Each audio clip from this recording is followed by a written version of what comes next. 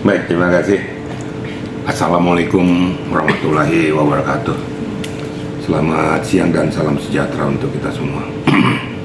Di media ini ngejar aja, padahal saya baru pulang dari Bali. Tapi karena saya menghargai kalian, saya terima kalian di sini. Berapa 7 media nih ya? Gila bener bang. Jadi gini ya, peristiwa kemarin tuh sudah saya ikuti. Saya pribadi sangat menyesalkan peristiwa itu. Ingat loh, yang bertikai, yang menunjukkan justru menurunkan wibawa dan reputasi daripada kepengacaraan lawyer itu ya justru mereka sendiri. Katanya orang intelek, tapi kok caranya cara barbar, cara preman. Kalau mau debat intelek aja, tapi jangan seperti kayak gitu. Saya lihat situasional tuh. Ini namanya ada sebab ada akibat kan gitu. Siapapun yang ada di sekitar itu, kenapa didatengin kalau akan menimbulkan masalah? Bukan berarti kita dianggap jantan, tapi kita meminimize supaya jangan terjadi persoalan baru. Ini saya katakan tuh, mengalah untuk menang tuh kan nggak salah. Jangan menentukan gue loh, gue kesatria nih, gue nggak takut, nggak usah lah, sudahlah. Untuk apa kayak gitu. Nah, akibatnya terjadi seperti ini. Nah, sadar nggak kedua belah pihak ini bahwa justru menjatuhkan marwahmu, wibawamu, kau menyandang profesi lawyers yang dikatakan mengerti dan taat hukum. Tapi kok sudah justru menabrak barikade hukum itu sendiri.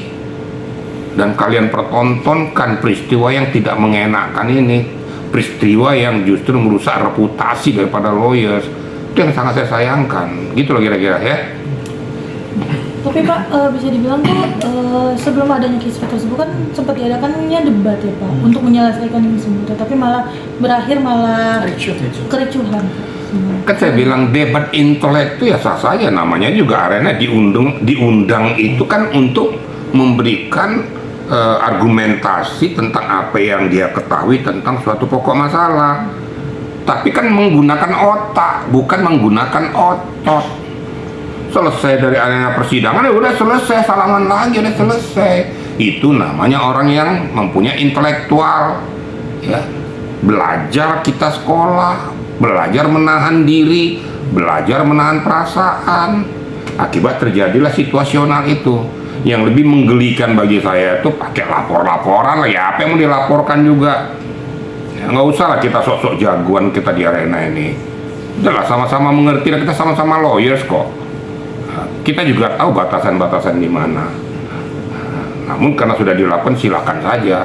Nah yang lebih sialnya lagi, ini biar perlu saya sampaikan juga. Sudah saya laporkan ke polisi gini. Terus dibuntutnya terakhir kalau kamu berhadapan dengan saya di luar.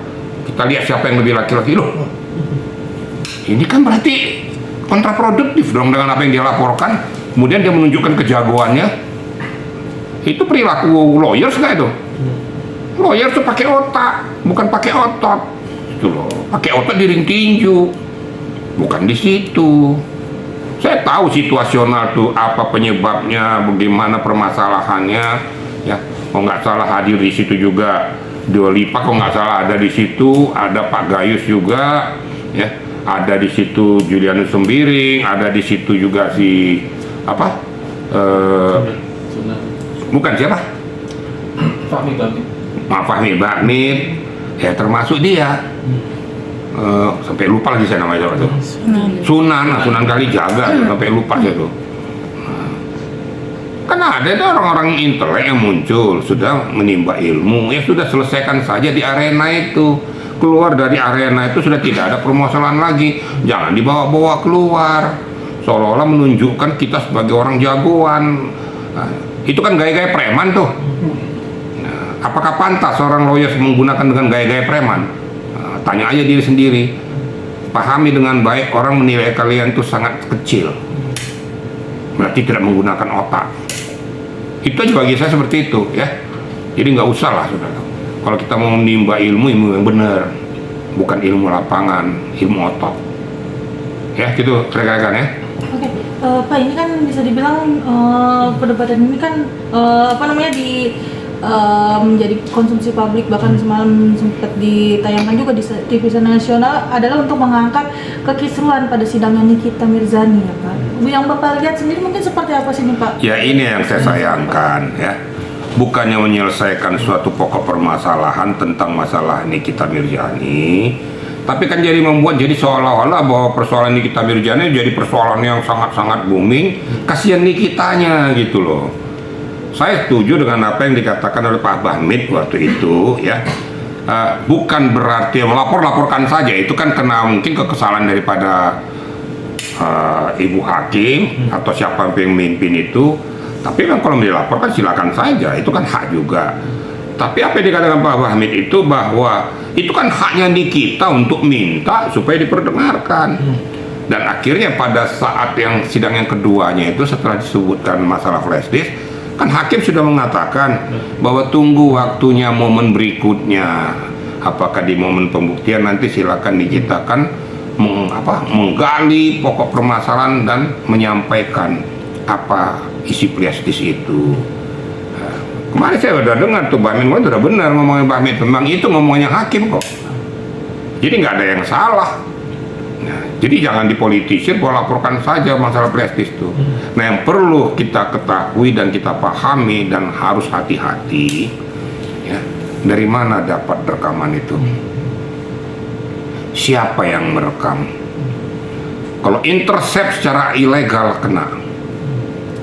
Sudah ada contoh yuk itu intercept secara ilegal, kemudian mempublikasikan ke media itu kena, masuk kan dia sekarang Salemba. Dan pada saat saya ke Salemba, saya katakan, dia tanya, Om saya salah nggak? Salah. Langsung saya gituin aja. Walaupun dia minta saya datang untuk berkunjung ke sana, tapi saya katakan, kamu salah. Itu kalau seorang lawyer itu jangan dia salah kok bener-benerin. Kalau salah katakan salah, tapi bagaimana jalan keluarnya supaya salah ini jadi bener, itu yang dicari. Saya sampaikan, kamu menyampaikan permohonan maaf ke Dewan Majelis Hakim karena ketidaktahuanmu, dan kamu juga kepada JPU, kepada penyidik menyampaikan itu, dan tidak salah juga menyampaikan ke pihak si pelapor. Kalau nggak salah pelapornya itu Fitri ya.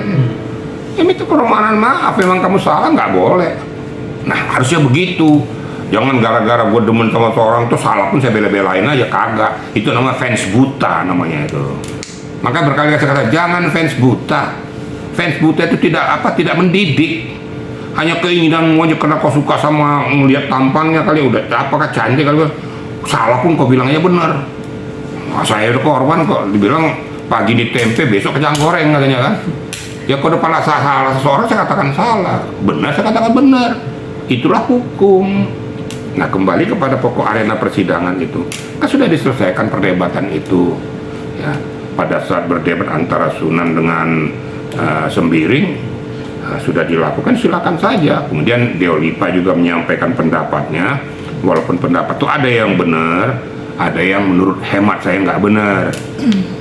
Yang nggak benar saya katakan namanya JPU ya, tetap bukan berpihak kepada korban, berpihak kepada kebenaran. Pak Gayus betul itu, berpihak kepada kebenaran. Belum tentu bahwanya si pelapor itu benar semua apa yang disampaikannya. Dan ada loh JPU minta supaya divonis bebas, ada loh, karena tidak sesuai dengan fakta.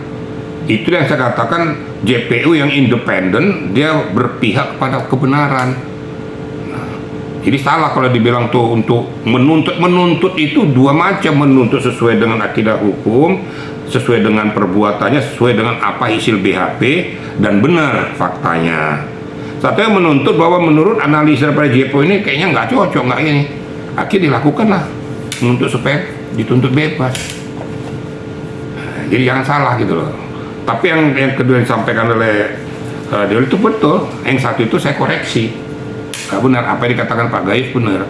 Nah satu yang dikatakan Pak Gayus ini, mohon maaf ya, walaupun beliau profesor kan beliau kan bicara tentang masalah kerangka teoritis, tapi tidak pernah berbicara bagaimana situasi kondisi daripada praktisi di lapangan, pelaku lapangan kan gitu.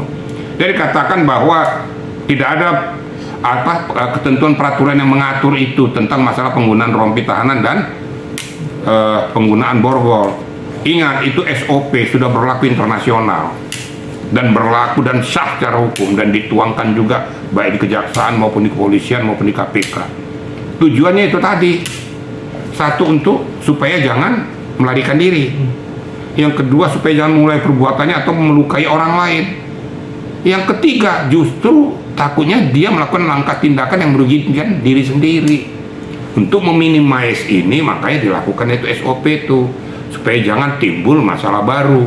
Kalau masalah rompi itu untuk membedakan dia dengan orang lain, orang umum. Kemudian ini tahanan daripada kejaksaan bentuknya seperti ini. Untuk sekarang kejaksaan nih, ini tahanan daripada kepolisian, ini tahanan KPK.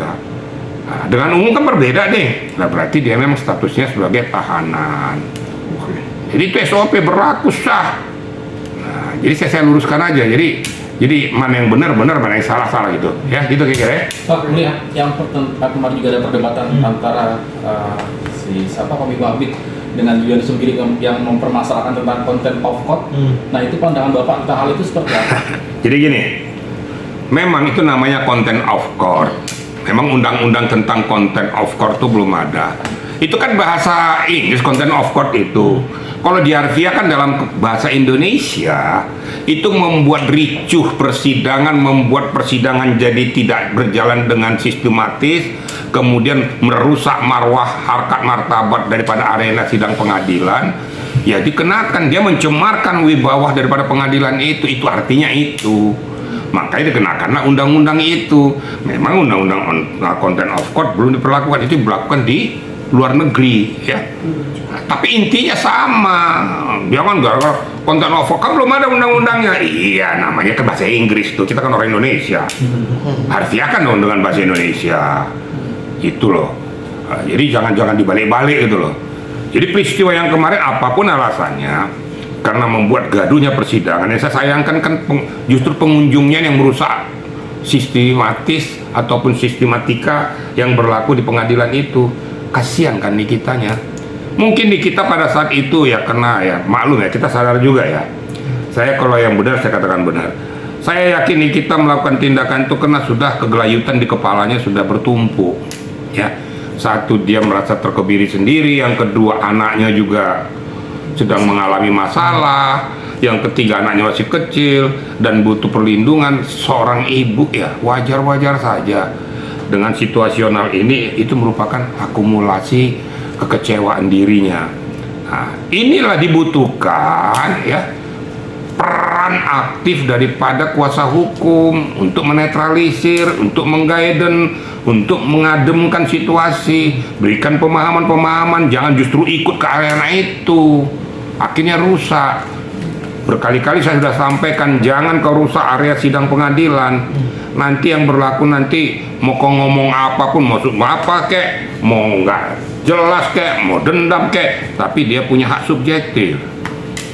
Ketika vonis hakim karena dikatakan situ ada faktor pemberatan, karena membuat sidang berbelit-belit jadi tidak jelas, akhirnya kena dongkolnya ya dikasihlah vonis maksimal, kan kasihan. Kemudian JPU umpamanya contohnya maksimal tuntutnya 15, dikasihnya 15, dia nggak salah kok, tuntutan maksimal kok. Kan ada yang faktor yang memberatkan, faktor meringankan, kooperatif, adanya suatu komunikasi yang baik pada saat tanya jawab. Perlu saya sampaikan juga masalah JPU di sini. Kan ada yang bilang kenapa pas ngomong diselah, ya itu hak JPU. Karena kalau seandainya bicara nanti melebar tidak sesuai dengan konstruksi, harus dicegah. JPU bertanya, saya tidak, tujuannya tidak ke situ. Gitu loh. Nggak ada yang salah apa yang dilakukan JPU untuk menyelah itu. Nah, kalau seandainya keberatan yang ditanya ini, kuasa hukum mengatakan, mohon izin yang mulia, jangan hantam konten ke sini, ke yang mulia yang mimpin sidang itu.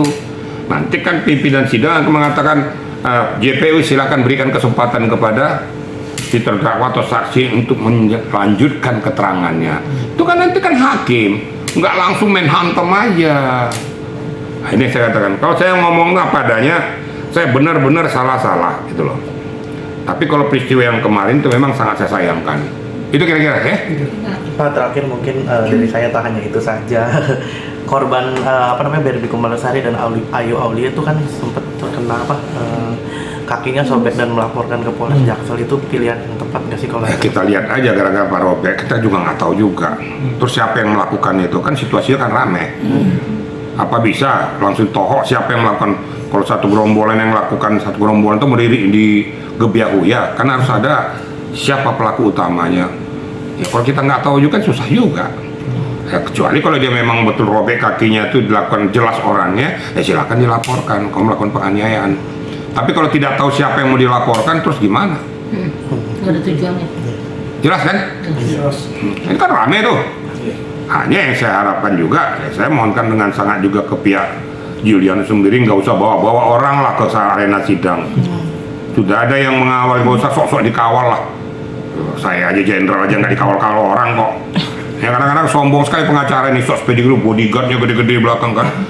Kenapa nggak sekarang jadi apa, jadi golden guard di sana tuh, di Amerika tuh. Pakai dikawal spesial hebat kan. Justru orang-orang yang dikawal seperti kayak gitu, justru di situ kerdil sebenarnya orangnya. Tidak jantan. Supaya dibilang hebat kan, oh kawal sini. Emang apa rupanya kalau dikawal rupanya? Emang lo bisa bikin apa? Gitu. Yang sialnya yang ngawalnya nggak ngerti hukum pula lagi kan, hancur lah kan. Pokoknya kawal supaya hebat saya kan. Oh, kelihatan orang keren kan, padahal kerdil. Saya dulu atau Kapolda saya justru nggak mau dikawal. Ya, itu merupakan SOP ya. Pada saat di wilayah itu kalau kita mau kontrol tuh, itu pakai dikawal tuh. Saya bilang kamu pengawal mundur di belakang. Kenapa? Di lampu merah wajib berhenti. Apa alasannya? Ada alasan mendesak? Nggak ada. Karena orang yang di lampu merah itu juga mempunyai hak yang sama, bayar pajak sama. Emang apa kelebihanmu kalau sudah jadi Kapolda kok dikawal-kawal lampu merah diterobos aja gitu? Justru kita yang menunjukkan kita yang melanggar hukum. Orang kok tangkepin lah, kau sendiri melanggar dengan alasan itu SOP. Enggak ada ketentuannya. Makanya kalau ada rangkaian itu sudah diberitahukan dulu, sehingga publik tahu. Tapi kalau hanya mau dikawal aja, ya pejabat-pejabat itu susahnya kan di situ. Makanya ada kadang-kadang warga tuh marah. Ya wajar-wajar aja. Kenapa ya? Kita sama-sama punya hak yang sama kok di jalan raya kok. Emang apa kelebihan sama-sama bayar pajak kok. Terus kok suruh minggir-minggir orang semua kan? Nah, tapi kecuali dalam hal-hal yang betul-betul khusus, darurat atau hal yang perlu segera kecepatannya, ya silakan lah. Kadang-kadang kan susah kan di situ. Supaya dibilang hebat kan, should be have kan itu. Padahal yang kawal juga nggak ada gunanya juga gitu.